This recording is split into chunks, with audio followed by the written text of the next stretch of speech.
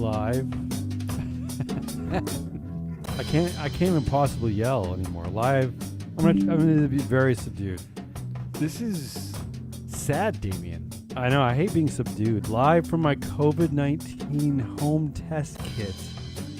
It's a surprise Tuesday edition of Business Pants 19.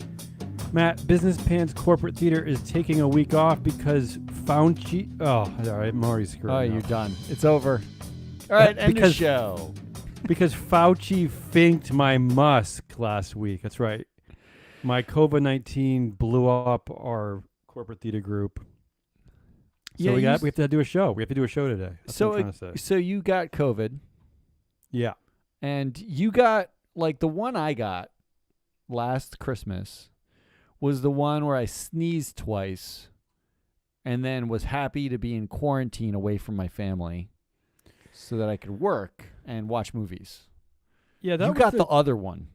That was the variant that lulled everyone into not caring about COVID anymore, right? Yeah, I think so. And you got whatever the other one is. Yeah. The one that sucks. I did. It did result in a quarantine and some shitty movies, but there was no joy. Well, mine was full of joy. I was very happy. Mine was getting pretty dark towards the end. It's. I don't think I've had that much time to think about myself since college, and who needs that? I actually might have missed work. Isn't that the weirdest thing? I actually wanted something to do. Oh, I know, it was weird. No, you just missed us. No, that's a lie. All right. Let's do this. In today's show, in today's reemergence called October 25th, 2022, I annoy Matt with a game called Is This Thing That I Missed Important? Oh, and a new segment, ESG Tucker. Oh, wait. Cucker Tarlson? ESG Cucker Tarlson? Or ESG Woker Carlson? Or Wucker Cashless? Or I don't know what the hell's going on. Who cares? Yeah, we do have a new... we have a new correspondent. He's we have a fake like Tucker me. Carlson. It That's sounds a lot like it. You know what it is? It's someone who sounds exactly like me reading something Tucker Carlson might say. Well, you are Tucker adjacent. If anyone in this firm is Tucker, No, it's false. And did he even go to an Ivy League school? He looks like he did. Do we even know? You know what? The thing is, yeah. Do tell. I can drown you out with sounds because you can't make noise today. Like, you're so quiet. Let's get to it. Come on. All right, let's do it. Give me a transition. Yeah, here's a transition. Give me something. Okay. All right, go. Okay, here we go, Matt. These are the top 10 things I missed that are giving me FOMO. Okay, and Matt, you're going to tell me if my FOMO is stupid or not, and we're going to call it a game. This is the game. That stupid or not stupid? That's I don't know if I win, but I win every time. Actually, it's the top 9 things I missed because I just deleted the one about Elon Musk because nobody wants to talk about Elon today. No one does. Early victory for you. Early victory. I like it. Actually, it's the top 8, Matt, because I just rebranded number 9 as a bonus item. Oh. So our graphics department didn't get all those memos. So it says 10. And extra credit because 0 Kanye talk. None. Oh. No, I don't care. I mean, it's too much anti-Semitism. Doesn't rate for you anymore? I just can't. We never even talked about the fact that Stanford University apologized last week or the week before because they decided not to let Jews in the 1950s. They decided to clamp down on the old Jews. Yeah. Well, there were a lot of them who wanted to go there. That's a pretty big apology in our world. I mean, we talk about Stanford a lot. It's a pretty big one that we missed. I don't know. Is it? I mean, we're still working on getting people to apologize for stuff they said yesterday. That's true. I don't know. 50 years it's ago. My secret way of saying another way to say F you, Stanford. Nice. I just wanted to throw that in there. Yeah. Let's do these one at a time. TikTok. Oh, I already hate it. No, listen. I'm putting this on my short list of. Here's the subtitle to this discussion. Is that why still does nobody really talk about TikTok? Why are we so consumed with Mark's maybe failed metaverse, which I know is not a failed metaverse. I know he's going to figure it out and make us all miserable. But here's the headline: TikTok let through 90% of ads spreading baseless claims about on U.S. midterms. Oh yeah. Okay, so there's There's Oh, an wait, this is- organization called Global Witness, along with NYU. They test social media platforms with false political ads, right? They tested Facebook, YouTube, and TikTok. TikTok failed miserably, letting 90% of them through. I'm okay. shocked. Wait, Yeah. can we talk about the governance of TikTok? Go ahead. I want to, because we don't talk about TikTok. Nobody talks about TikTok. TikTok is like oddly adjacent to the Indian CEO thing. It's like a way of not talking about a company, although America does love to crap on China. So I don't Yeah. know how TikTok avoids this. How So does it avoid that? TikTok Go doesn't ahead. really avoid it. Go. Do you remember not so long ago that all of America tech was like China, China, China? TikTok is Yeah, and what stealing your happens? data. What Well, happens? Here's the thing. We have spent basically the last 5 years choosing between autocrats. Do you go with Mark Zuckerberg, the U.S.-based college dropout who owns all your data, or China, who runs Who are we gone with? TikTok? We've gone with China. Well, the new generation went with China. The old generation was like stodgier and went with Mark Zuckerberg because we believe. Yeah, but they're dual-class angry at shares. Mark. They're really angry at Mark, though. See, that's why we don't talk about TikTok. It's really easy to be angry at the It's one easy. guy, right? Like that. Yeah, you maybe can you're see right. that guy. Plus, he's Jewish, right? Like he's got a Jewish. I was going name. to say it's the perfect Larry Finke kind of target, right? It's easy to hate the Jewish guy who owns all your data. It's Is much this harder. why Mark? Is this why Mark didn't go to Stanford when he didn't enroll in Stanford after he dropped out of Harvard because of the I think Jewish he thing? stayed. I think he applied in 1951, so it actually might be the reason. Yeah, what do you have to say about TikTok governance? Is that it? Just China? Is that your Well, the statement? thing about TikTok governance is there isn't much. Well, what about While you were gone, I ByteDance? covered a story of a TikTok moderator who was asked to. First of all, she spent her time watching child pornography and abuse and gun violence job, and all that. yeah. That's a job. She was hired by obviously a contractor who was obviously not based in wherever she was. It was based Sure. in Paris, right? She got Ooh, paid sounds nice. obviously $10 a day instead of A day. yeah, a day, or Ugh. like it was not great. And she was asked to leave her webcam on and have no one was allowed to walk behind her at any point because the company was monitoring her, and B, she could only drink liquid out of clear glasses. Wait, I'm dead serious. This is what is they that to asked. prevent her from drinking her own urine? Is that what that is? No, like to drink herself to death because she was watching see. whatever, she was The watching bottle on labeled TikTok. poison. What the grand irony of it is the Yes. governance here was not, they could have, the moderator they had watching her to make sure she did her job, they could have had watching TikTok stuff so that TikTok wouldn't ruin elections and have child porn and gun violence all over its platform. But no, that's not what we have. What we have is fake moderation that we outsource to people that we don't care about who are generally brown, and then we call it governance. And the governing bodies of this are mysterious vapors from China. That's what You we mean have. the Facebook oversight board? Is that the mysterious That is a body? less mysterious vaporous entity, but it is. There's a lot of vapor. That's really what we're going Yeah. for. The best part is the TikTok in a statement after it let 90% of these false ads go through. Here's the statement. It said it bans and prohibits election misinformation and paid political ads from its platform. So Woohoo! Winning. okay. Before we move on, I will say a shout out to YouTube. Detected and took down all of the problematic ads and even suspended the test account Global Witness set up to post the fake ads in question. So Wow. Wow. All right. So mildly impressed. when are they going to stop sending me Jordan Peterson videos then? I think that's a good thing, isn't it? Who's Jordan Peterson? Jordan Peterson is like one of those like incel-y women. Oh, maybe that's not are a good terrible. That doesn't I thought you great. were talking about some kind of comedy act or something. No. Facebook, on the other hand, and shout out to the reporting from the Associated Press and Fortune magazine. Here's what they said about Facebook. It said Facebook detected and took down the majority of the ads. And then a few sentences later, it said Facebook fared better, catching 7 out of 20 false ads. So I don't know if they got a majority, or I don't know what's happening, but it sounds like Facebook basically sucks. Yeah. It sounds like Alphabet are the adults, Facebook are college dropouts, and TikTok is just a scary monolith. I don't know what TikTok is. Well, it also sounds like the Associated Press needs to bone up on their basic math, like percentages. Well, majority is difficult. Majority suddenly is hard. I mean, maybe the ads that they caught had dual class voting rights, and that's why. All right, how do you feel about my FOMO there? You care? Stupid? Do I care? No, this is obvious. You didn't miss this because this has been ongoing for the last decade. I know, but again, maybe you're right. Maybe it's the anti-Semitism of Zuck. But that's can you name the FOMO about?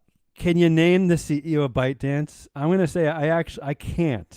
No, because it doesn't matter. I suppose you're right, because we know who the majority owner is. Yeah. Does it matter who the CEO is when, like, they were talking about the Chinese regime that basically decides what happens? And the same can be said for Meta, knowing that Zuckerberg controls everything. Who cares if he's the CEO or not? Yeah, do you know Zuckerberg's boss technically is the board? Can you name the board? Jessica Biel? Jessica Alba? Oh, that's foreshadowing.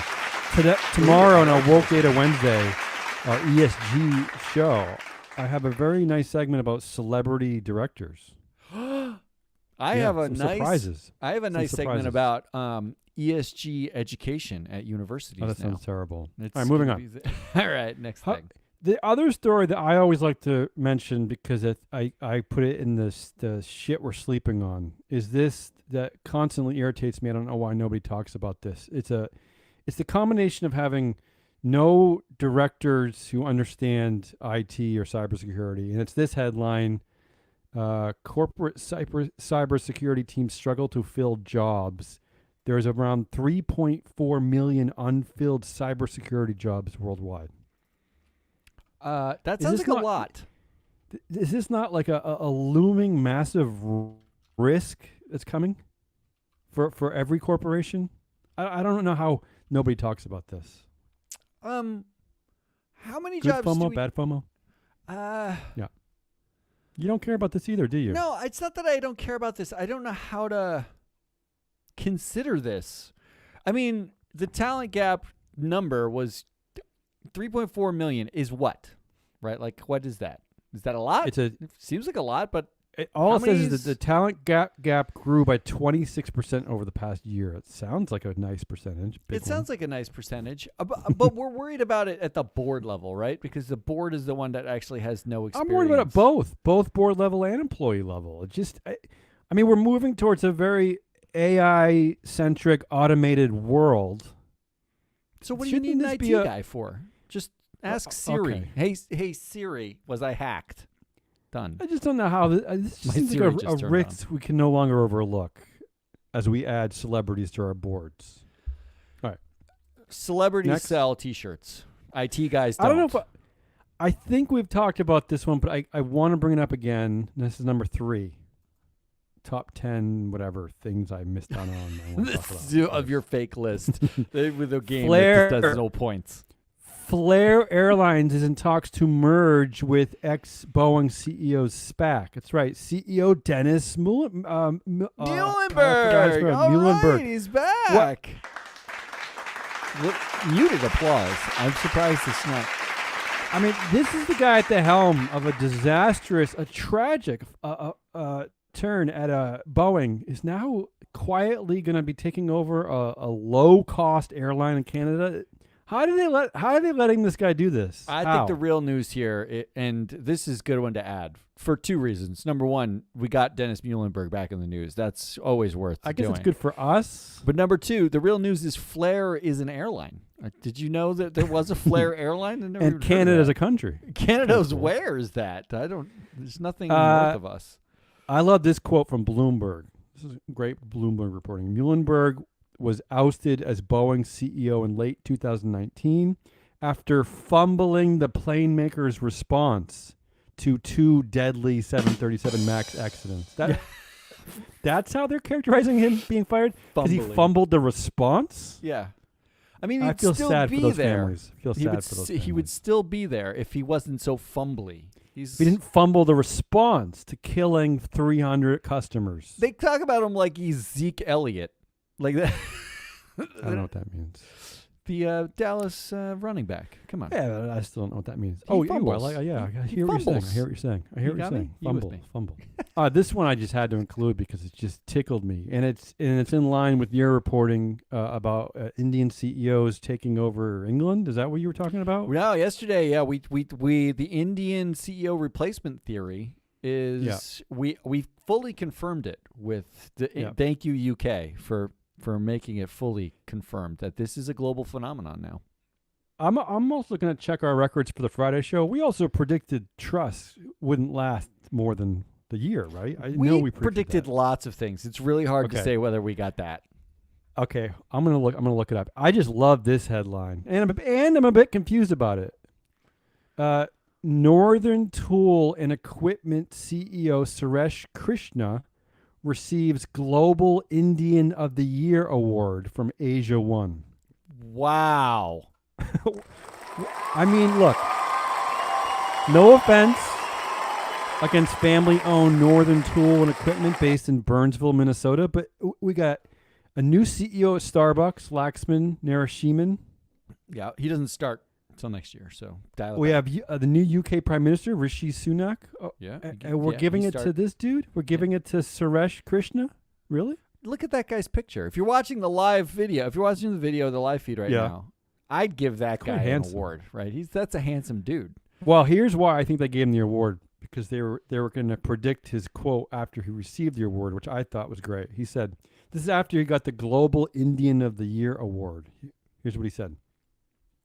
With my roots in India, receiving this award means a lot to me, both professionally and personally.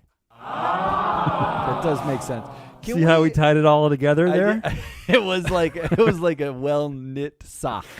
What is there a global? If there's a global Indian of the year, is there a global everything else of the year, like a Vietnamese of the year, Laotian of the year? And is it only Asia? So. Can we get? I hope so. Okay, we need to do more. It wasn't global Asian. It wasn't global Asian. It was global Indian. Well, that's what he won from like Global Asia magazine or what was it? Who gave it to him? Asia One. Yeah, so Asia One gave him Global Indian of the Year. Does Asia One also give out Global Malaysian of the Year? Right? Like, is it all of Asia? Ooh, that's what I'm saying. Malays. And if we're going to do that, can we do Global Everything of the Year? Why I think we stopping? can, absolutely. Why are we stopping? Speaking of the new Prime Minister, Rishi, how about this headline? The new British Prime Minister is richer than King Charles III. And Matt, do you want to know his source of money? The reason why this dude is so goddamn rich? This plays into our hands. It's because his wife has a 0.9% stake in her father's IT company, Infosys. Oh, I know Infosys, sure. Right? So there you go. We just turned that into a governance parable, baby. I mean, I don't know where we're going to go with this, but nowhere. In the coming weeks, we'll do something with Infosys. I mean, this is at least fun for us. Can we just give props to, haven't seen this graphic anywhere, but our graphic department came up with Richie Reich. That's good. Yeah. That's good. I like that. That's good, right? Yeah, I like it. Very handsome, Mr. Reich. He's also yet another alumnus from Goldman Sachs. I don't know what that means. It says yet another. What does that mean? That's the headline. What does that mean? That's like one of those things. I think that's all veiled anti-Semitism too, except he's Indian. He's Hindu. Yeah, it's like a reverse. It's like a weird counterclockwise. Like, see how the Jewish culture at Goldman Sachs is even infiltrating Hinduism? I don't know what that is. I don't know why we keep talking about it. Moving on, number 6, Walmart CEO says its stores being open on Thanksgiving is a thing of the past. So, Matt, I got some questions for you. Okay, stores are now being closed on Thanksgiving. This is the new trend. How dare you? Is this an ESG headline? Is it woke to close your stores on Thanksgiving, or is it family values? Oh no, this is the most confusing tension of a. Wow, So Vivek, I know you're listening. Yes. Question number 1 I have on my interview list for you now is Walmart being woke by closing on Thanksgiving? Or are they doing family values? Is it about the employees, or is it about my ability to stay home and eat turkey without worrying about shopping? Is it not? Is it secular? Because I think what Vivek would say is that working on Thanksgiving is actually woke because it's anti-American. That would be true, except that is there anything more American than capitalism, which is what the point of Strive is. And therefore, I'm sorry, this just seems woke. If someone's benefiting, if there is just one employee who gets to be home watching football and enjoying the love of his family, that seems too woke. You just too gave woke the to me. Freedom to you just bent over backwards for your employees. That is woke. Right. I'm gonna go with that is the answer. And who agrees? The audience. Everybody. Up next, speaking of Thanksgiving, how about this one? Texas pizzeria's Jeffrey Dahmer inspired pizza stirs outrage. Well, first of all, everything stirs outrage these days, but let's forget that part. Yeah, okay. We'll skip that. So they had this is a place called Capital Pizza restaurant in Lubbock, Texas. They had a pizza called Jeffrey Dahmer Special, covered in fake blood. There's a pizza. There's like a prop pizza covered in fake blood, an eyeball, a dismembered finger, and ramen noodles representing intestines. Okay. But Matt, you got something to say? Yeah, ramen shouldn't go on pizza. That's what I have to say. Well, maybe the saltiness might add something. I don't know. It doesn't. It's what a terrible. Here's my idea. question: why is it okay for Netflix but not for Capital Pizza? Why does Netflix get to glorify Dahmer, but a pizza place can't put ramen on its pizza? They did it artfully. This is ramen on pizza. This is a disaster. culinary Right, that's not serial killer porn. That's artful. This is. You might have a point there. Ramen on pizza is a culinary disaster, and what Netflix did is beautiful art. Honestly, if I had a buddy, which would be surprising that I even had a buddy, not tell me that that they watched all 400 episodes of Dahmer on Netflix and loved it, I'd be more disturbed by that than they told me they got a Jeffrey Dahmer special at Capital Pizza. I would be no, you wouldn't. Really? No, you wouldn't. Yeah, You'd be like, I would. Well, first of all, you'd have to ask what the Jeffrey Dahmer special was, which is, look, that is peak capitalism. We just put out a pizza called a Jeffrey Dahmer special, and the only thing you want to know is if you hadn't reported this, the question would have been, what is the Jeffrey Dahmer special? That is question number 1. What'd you put on it? And then once you said there's ramen on it, then the outrage can begin, because now we're like, oh, that's just, not only is it a disgusting act, but it's disgusting pizza. Like, terrible twice. But if you were like, it's a pepperoni pizza, right, with extra sauce. That's funny. That's comedy. Then you're like wow, that's great. That's great marketing. Yeah. I love it. Yeah. Before we move on, what exactly is Lubbock the capital of? I don't understand. Jeffrey Dahmer Lubbock, pizzas. Lubbokistan? Lubbock's? No, it's the capital of Jeffrey Dahmer pizzas. I don't understand that. Capital Pizza, Lubbock, Texas. How dare you? Okay. Number 9, I guess. Whatever this is. This game is not a game. It was off the rails like day 2 of my COVID. 4 seconds. Here's the headline. Here's my FOMO headline. Environmental activists pelted $110 million Monet painting. Well, I mean, first of all, I don't know why people don't even question why the hell is a Monet painting worth $110 million, but that's a whole nother show. They pelted it with mashed potatoes days after a Van Gogh painting was attacked by protesters. Matt, is this more or less effective than an activist strategy resulting in tepid shareholder votes at an annual meeting? Like, which is the better activist strategy going forward? Getting shareholder proposals at company meetings that get like 8% of the vote, or just throwing your lunch at a painting? Like, what's the better Look, we're talking about the lunch at the painting. We are. No, there was no press release for this year. We went from 7% to 8% vote. Only for we this talk climate about proposal. and everybody hates when we talk about it. Did you watch the video? Did you watch it? No, I don't care.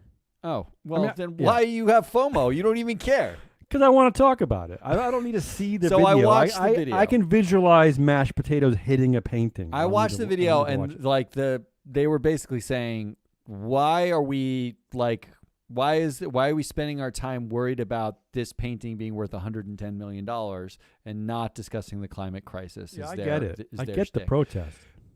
Which I get. And I also, if you look at the painting, you're watching live stream. It's right there. Yeah. It's beautiful. I'm looking Why at are we ruining it? It is. Like it is a testament to nature. Like it's a beautiful pastoral. Like I'm torn about this one because I like the idea of throwing mashed potatoes at things and people but I also like art. So I want them to do something more like this to me. Like this marginalizes the climate movement in some way, like because it's like now we can go say, oh, it's a bunch of kids with mashed potatoes. Yeah. And why mashed potatoes? Because it was easier to make. Potato throwers. Also, mashed potatoes is probably easier to clean off of this, right? Like, so if they threw like tomato sauce at it, you'd probably ruin it permanently. But that wasn't the point. What if they threw a Jeffrey Dahmer special at it? Well, the painting would probably be offended that there was ramen on the pizza. So you would have accomplished something. All right, let's wrap up this terrible game. Top 10. What is it? FOMO headlines. I don't know. Who cares? Nobody cares anymore. Nobody does. I got a bonus headline. Oh, we don't have a bonus graphic, so let's do it. And this is literally and figuratively in the shit I can't make up category. British Airways. This is actual headline from Business News. British Airways had to find another plane after a passenger defecated on the floor and smeared feces around the cabin, report says. Wait. You know, the first headline about TikTok was actually from a report, too, from Global Witness and NYU. Do you think it's the same report? Yeah, I do. The report says. What does that mean anymore? It's not a report. It means that somebody probably texted the journalist something terrible and stupid, and they just went with it because that's how they verify information nowadays. Yeah, what is that report? Like, and also, have you ever been on a Greyhound bus? This is literally the report every day. Oh, way too many times, yeah. I mean, isn't this the daily report from a Greyhound bus? This is the reason I stopped taking Greyhound buses. Oh, well, that's your loss. Let's move on. That's enough from Damien. Damien's exhausted. I'm starting to enjoy that segment. Yeah, come on, let's get out of here. Let's end the show. What do you have? One more. Oh, we have a new segment. We have a new segment from ESG Cucker Tarlson. Yeah. Which Cucker Tarlson. Yeah, it sounds dirty. I'm going to say this at the onset. This segment will sound a lot like I'm reading something that's anti-woke. Oh. That's what it's going to sound like. But just stay with it, okay? You just buried the fun. Just stay with it. Here we go. Here's Cucker. First of all, does this date matter to you? September 20th, 1973. If you knew better, you might think of it as the day woke liberalism was born in America. On September 20th, 1973, 29-year-old Billie Jean King seemingly beat 55-year-old Bobby Riggs in a tennis match that is now known as the Battle of the Sexes. It was such a big deal to liberals in America that Jill Johnston, a man-hating feminist who started the magazine Lesbian Nation, would go on to say that all women were lesbians, whether they knew it or not. Did she say this to attract Billie Jean King, or just get attention? 1973 was the year women began to tear down what they thought was an oppressive male patriarchy. And if this sounds familiar, it's because it is. Woke corporations today are force-feeding American workers diversity pledges and affirmative action quotas in the name of ESG, or environmental, social, and governance activism. And these companies think America isn't the land of the free, it's the land of the oppressed. It's possible that one man in 1973 would take up this call because 6 months after the Battle of the Sexes, a man who definitely probably was inspired by Billie Jean King would graduate from UCLA in the heart of liberal California. And that man is Larry Fink. He would go on to found BlackRock, the behemoth Wall Street money manager using trillions of dollars to push the leftist agenda on corporations today. Was Fink's woke agenda born in that moment? Here are undisputable facts. Fink, just last year, attended the Billie Jean King National Tennis Center, which seems like a stunning coincidence, so that he could sit and watch his favorite sport with other Wall Street leftists and celebs, including Michelle Obama and actress Anne Hathaway. Ew. And while Fink, Obama, and Hathaway all attended different matches on different days, clearly there was a distinct liberal smell to the air during the games. This is your country, where the wealthy celebrate the accomplishments of wild liberal feminist tennis players who made it their mission to tear down this country with man-hating, which is what makes this next part so terrifying. Here's something Fink doesn't want you to know. The tennis balls used at the Billie Jean King National Tennis Center during the matches were possibly manufactured by Dunlop Sport. Dunlop is what I call a dark subsidiary, a company that if you Googled it, you might find out who the parent company was. But otherwise, what do we really know about Dunlop? Through our reporting, we found that Dunlop is a subsidiary of Goodyear Tire. Yes, the same Goodyear tire that's on your car in your driveway right now. Terrifying. Well, Goodyear Tire got woke this year, in part due to the Larry Finks of the world. The company announced they were going to start making their tires out of, quote, more sustainable material. But it's worth asking now, are the tires on your car safe? We don't know if these new sustainable materials were tested for safety and patriotism, but what we do know is they come at the expense of the American jobs in the oil and gas industry, the same industry who provides plastics for tennis balls that Larry Fink is trying to shut down as part of his woke agenda. And it turns out being a leftist pays. Just a few weeks ago, Goodyear's chief sustainability officer, a black man, used his newfound powers of wokeness to get a seat on the Arconic board of directors. And Arconic makes metals used by, of course, the oil and gas sector. BlackRock, Larry Fink's firm, owns a whopping 16% of Arconic stock and voted in favor of a new woke director at Arconic. So, leftist in the pocket of Larry Fink, who spends his time making tennis balls woke, is now on the board of a Pittsburgh-based metals company to make sure it adopts progressive liberal policies, all while punishing normal Americans in the process. Are you terrified yet? Because you should be. Well, I gotta say, you're whoever that is, Cucker Charleston. It's not you. No, It's really quite good. That was actually you're quite good at that. It's very convincing. It really is. I think you took down the Vivek Empire. I'm a little terrified of Dunlop Sports tennis balls now, and I didn't realize that everybody was watching tennis matches at the Billie Jean Center or whatever. It's terrible. That's terrible. not good for woke liberals. That's all we got. That is Business Pants. Damien's got to go lay down, and I am gonna go not lay down. I'm gonna go do more work.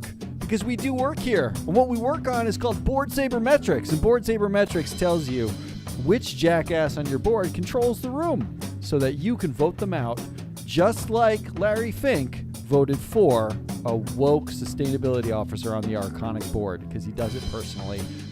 Come back tomorrow for Woke Wednesday, which is more like Anti-Woke Wednesday now because I have some great reports. Damien's got some great reports. Subscribe, share, and we'll talk to you tomorrow. Until then, goodbye.